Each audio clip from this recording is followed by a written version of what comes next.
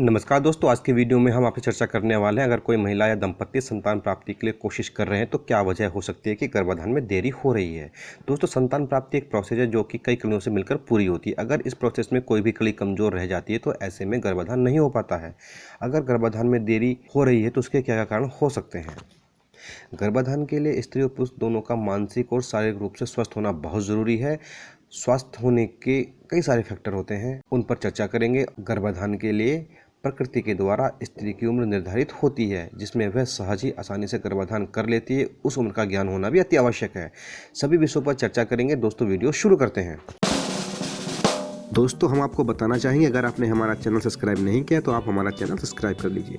दोस्तों, सब्सक्राइब करते ही जो घंटीनुमा बटन आपको दिखाई देगा उस घंटे को बजा दीजिए। इस माध्यम से आप और हम जुड़े रहेंगे और आपको हमारे लेटेस्ट अपडेट मिलते रहेंगे। दोस्तों, आपको यह वीडियो पसंद आए तो लाइक जरूर कीजिएगा और अपने दोस्तों और सोशल मीडिया पर शेयर करना बिल्कुल भी ना भूलें।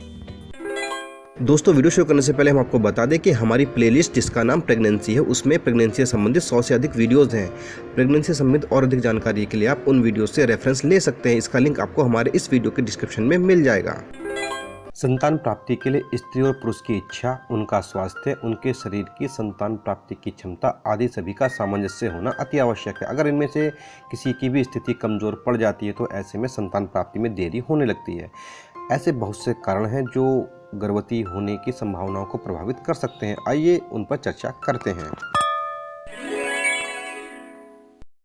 प्रजनन संबंधी समस्याएं स्त्री और पुरुष दोनों को हो सकती हैं, लेकिन यह मुख्यतः स्त्रियों में ज़्यादा पाई जाती हैं क्योंकि महिलाओं को संक्रमण की शिकायत बहुत जल्दी होती है, जैसे कि असामान्य योनिस्राव, जनन अंगों में खुजली, जख्म या घाव, मस्सों की शिकायत हो जाती है। फंगल इन्फेक्शन, बदबू आना, यह सब कारण प्रजनन क्षमता को घटा देते हैं जिससे गर्भाधान में देरी होने लगती है। जी हाँ, महिला के गर्भधारण करने की उम्र लगभग निश्चित सी होती है जिसमें वह बड़ी आसानी से संतान उत्पन्न कर सकती है।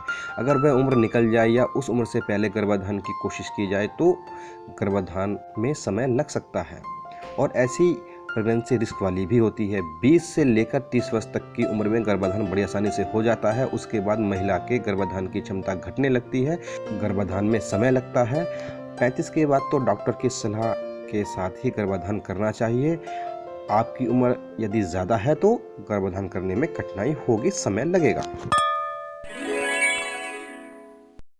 जिस प्रकार महिला की उम्र गर्भाधान में मुख्य भूमिका निभाती है उसी प्रकार से पुरुष की उम्र भी गर्भाधान में मुख्य भूमिका निभाती है। एक उम्र के बाद पुरुष के शुक्राणु की गुणवत्ता समाप्त होने लगती है और वह संतान प्राप्ति की क्षमता खोने लगते हैं। शादीशुदा पुरुषों में 40 के बाद कंसीव करने की संभावना 5 गुना कम हो जाती है 25 या उससे भी कम उम्र की तुलना में। 30 की उम्र से लेकर 50 से ज़्यादा उम्र के पुरुषों के कंसीव कराने की क्षमता 23 से 38% कम हो जाती है। अगर महिला के पति की उम्र अधिक है तो गर्भाधान कराने में समय लगेगा। भोजन जीवन का आधार है, इसी के द्वारा हमें शरीर को संचालित करने के लिए पोषक तत्व मिलते हैं जिसके द्वारा शरीर की सभी गतिविधियां पूर्ण होती हैं। अगर हमारे भोज्य पदार्थ में पोषक तत्व नहीं होंगे तो हमारे शरीर के सभी तंत्र कमजोर होने लगेंगे क्योंकि उन्हें आवश्यक एनर्जी मिलेगी ही नहीं। ऐसे में प्रजनन तंत्र भी कमजोर होगा और महिला के गर्भधारण की क्षमता कम हो जाएगी।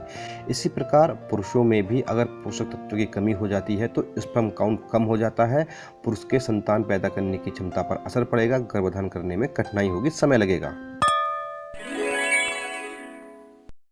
दंपति की जीवन शैली भी गर्भाधान में देरी का कारण हो सकती है। अगर दंपति की जीवन शैली नियमित है तो कोई प्रॉब्लम ही नहीं है। अगर दंपति की जीवन शैली नियमित नहीं है तो गर्भाधान करने में कठिनाई होगी, समय लगेगा। इसको एक एग्जाम्पल के द्वारा समझते हैं। जैसे कि कोई मोटर कार, मोटरसाइकिल कई व्यक्तियों के हाथ में रहती है तो वह मोटरसाइकिल या कार बहुत जल्दी रिटायर हो जाती है। अगर एक कार या मोटरसाइकिल सिर्फ एक ही व्यक्ति के हाथ में रहती है तो उसकी उम्र लंबी होती है, वह अधिक समय तक चलती है। हमारा शरीर भी एक प्रकार की बायो मशीन है। वहीं अगर आपकी जीवन शैली में कुछ भी निश्चित ना हो, न सोना निश्चित है, ना उठना निश्चित है, ना नाश्ता निश्चित समय पर होता है, ना खाना निश्चित समय पर होता है, ना रात का खाना निश्चित समय पर होता है, कभी किसी टाइम कभी किसी टाइम, ऐसे में हमारे शरीर की कार्य क्षमता घटने लगती है, प्रेगनेंसी की क्षमता पर असर पड़ता है।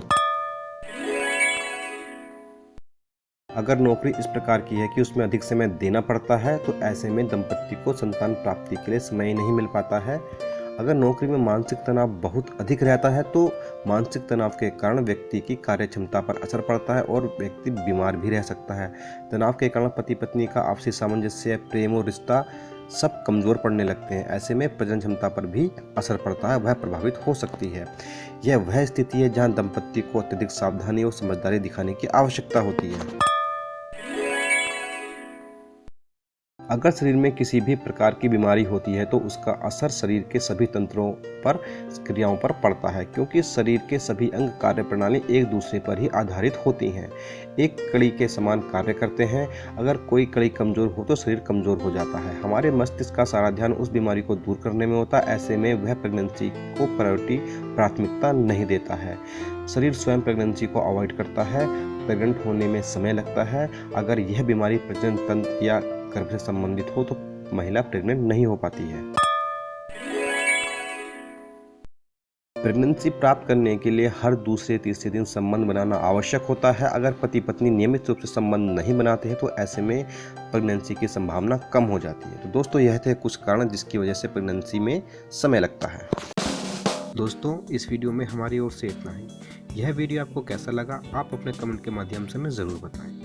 दोस्तों, साथ ही साथ आप इस वीडियो को लाइक और शेयर करना बिल्कुल भी ना भूलें। और दोस्तों, हमें भरोसा है कि आपने हमारा चैनल सब्सक्राइब कर लिया। दोस्तों, नमस्कार।